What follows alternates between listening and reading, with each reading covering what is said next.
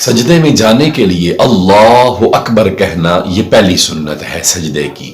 پھر سجدے سے واپسی اٹھنے کے لیے اللہ اکبر کہنا یہ اگلی سنت ہے.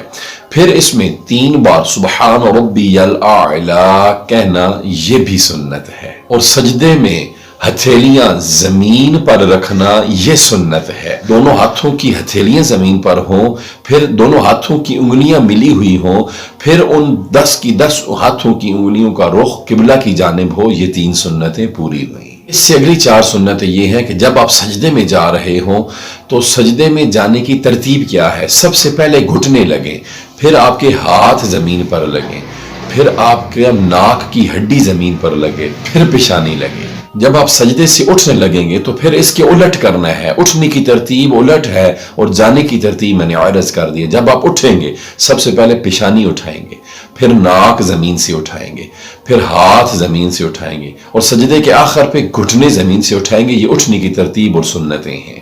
اس کے بعد سجدے میں مرد کے لیے یہ سنت ہے، عورت تو اپنے بازو کروٹوں یعنی پسلیوں کے ساتھ ملا کر رکھے گی، لیکن مرد کے لیے یہ سنت ہے کہ جب وہ سجدے میں ہو تو جو اپنے بازو ہیں یہ کروٹوں سے جدا ہوں، یعنی پسلیوں سے جدا ہوں، ملے ہوئے کروٹوں سے نہ ہوں. یہ سنت مرد کے لیے ہے.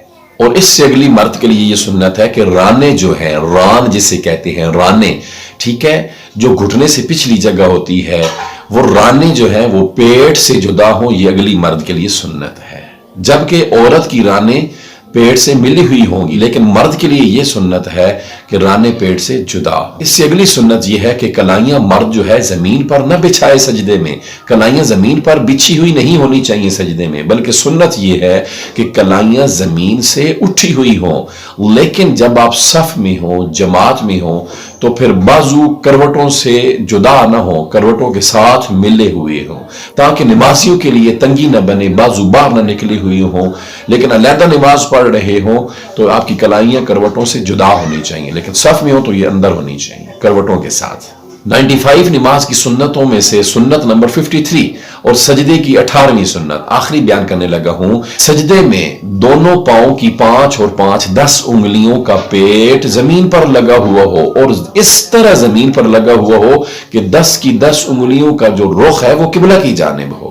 ایک تو یہ ہے کہ 10 کی 10 انگلیوں کا پیٹ زمین پر لگے، سنت ہے، لیکن شرط ساتھ یہ ہے کہ 10 کی 10 پاؤں کی انگلیوں کا سجدے کی حالت میں قبلہ رخ ہونا یہ بھی ضروری ہے.